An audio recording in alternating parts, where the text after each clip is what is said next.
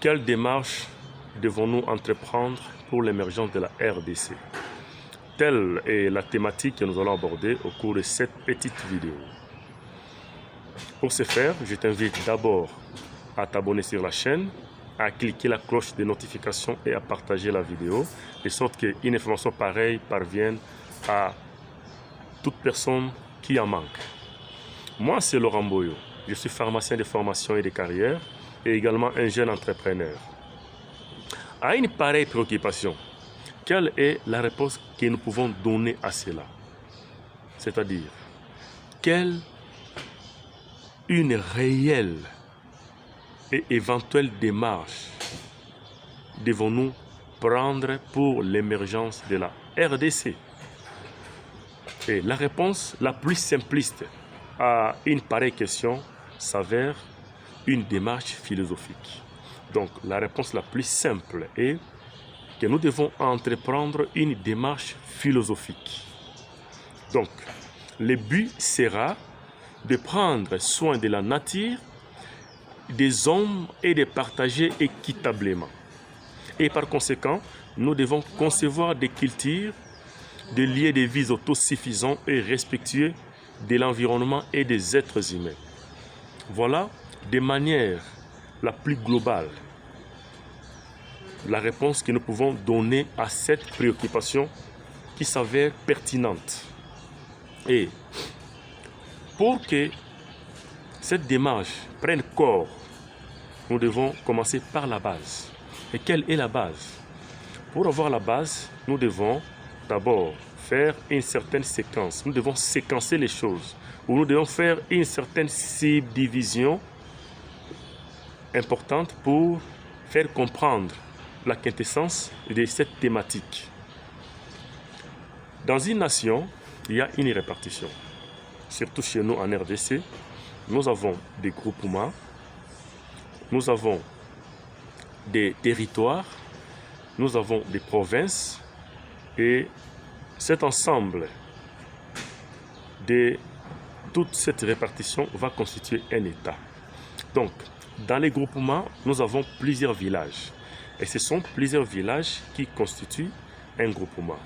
Et plusieurs groupements vont maintenant à leur tour constituer un territoire. Et plusieurs territoires vont constituer une province. Et plusieurs provinces vont donner naissance à un État. Voilà la répartition la plus pragmatique qui puisse exister dans notre pays. Et dans les groupements, il y a plusieurs ethnies et plusieurs clans. Donc, pour qu'il y ait émergence, nous devons partir de là. Nous devons partir à comprendre que dans un groupement, il y a plusieurs ethnies et plusieurs clans. Et directement, il y a plusieurs cultures. C'est pourquoi nous avions dit tantôt que nous devons concevoir des cultures, des milliers de vies autosuffisants et respectueux de l'environnement plutôt et des êtres vivants. Donc, quand nous parvenons à réglementer les choses de la manière, et de là va découler une émergence sans difficulté. Si nous savons déjà comment concilier toutes les cultures qui forment un groupement, et donc toutes ces cultures formant un groupement vont maintenant naître ou vont donner une certaine débouchée dans les territoires et cela va s'étendre jusqu'au niveau national. Voilà. Donc le développement ou l'émergence doit commencer d'abord dans les groupements. Et nous comprendrons que les groupements donnent naissance ou les groupements constituent un moteur du développement. Parce que c'est au travers les groupements d'un territoire qu'il y a les activités intenses qui se réalisent. Et par là, nous voyons d'abord l'agriculture.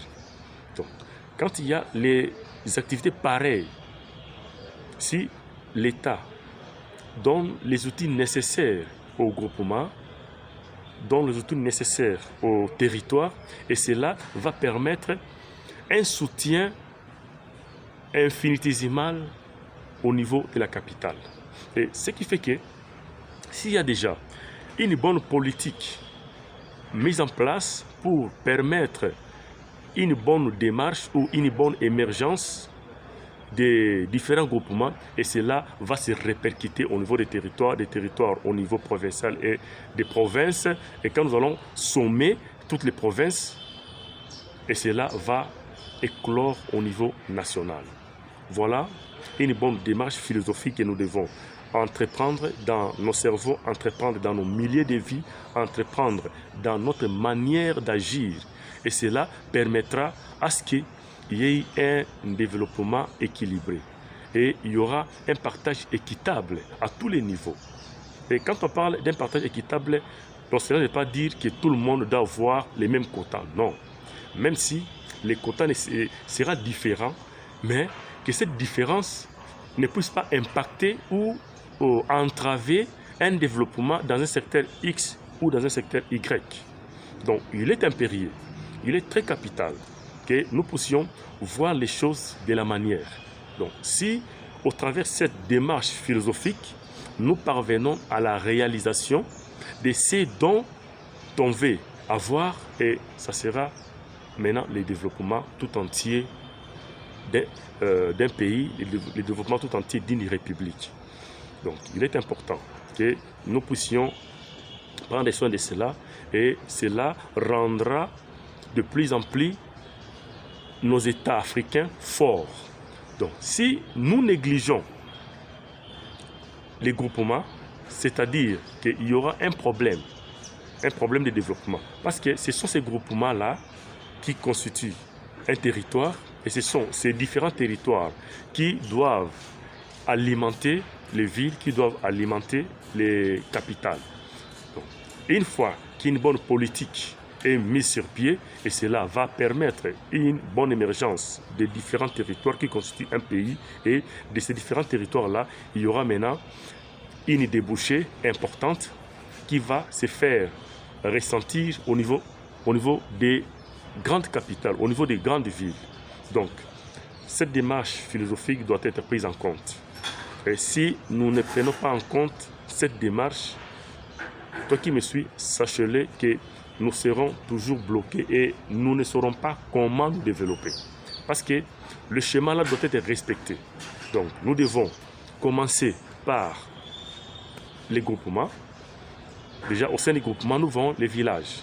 Et les groupements vont donner une bonne information au niveau des territoires, et les territoires à leur tour vont transmettre l'information au niveau des provinces, et les différentes provinces vont maintenant rendre un État fort, parce que ce sont les différentes provinces qui vont constituer un État. Voilà la démarche philosophique que nous devons entreprendre. Donc, si nous voulons que demain la RDC, notre cher et beau pays, soit forte, soit puissante, nous devons agir de la sorte. Nous devons veiller à prendre soin de nos milieux de vie, de nos cultures, et rendre cela viable et autosuffisant. Voilà, cher abonné, toi qui as pris ce petit moment de me suivre, la démarche philosophique que nous devons entreprendre pour rendre nos différents pays africains émergents. Il n'y a pas autre démarche qui puisse exister qui va permettre un bon déclenchement d'une Afrique meilleure. Et c'est celle-là. Si nous respectons scrupuleusement cette démarche, nous allons comprendre que nos pays africains seront forts. Et particulièrement la RDC va donner un bon coup de pouce à l'Afrique. Car la RDC constitue un scandale géologique.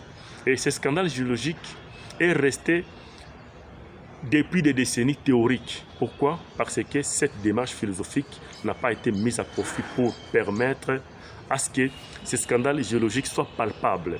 Et donc, si nous voulons rendre cela viable et palpable, nous devons entreprendre une démarche philosophique pour parvenir à l'émergence de notre pays, la RDC. Je te remercie beaucoup d'avoir pris ce petit moment de me suivre. Ne laissez pas cette vidéo entre toi seul. Fais un effort de la partager au maximum pour que cela soit répandu et que toute la RDC soit informé des bonnes valeurs que nous devons mettre en avant afin que nous puissions développer la RDC ensemble. Donc, nous ne pouvons pas laisser la tâche seulement à nos gouvernants. Et nous devons aussi les accompagner. Nous devons aussi à tout moment les interpeller. Là où il y a un ça ne va pas, nous devons faire entendre notre voix pour qu'ils prennent en compte nos différentes considérations ou nos différentes réclamations afin de faire émerger le pays. Donc, seuls, nous ne pouvons pas faire avancer la RDC, mais c'est ensemble. Si chacun de nous apporte sa petite pierre à l'édification, et cela permettra à la RDC d'aller de l'avant. Je te remercie encore une fois de plus de suivre cette vidéo. Ensemble unis, certes nous vaincrons. Et que Dieu bénisse la RDC.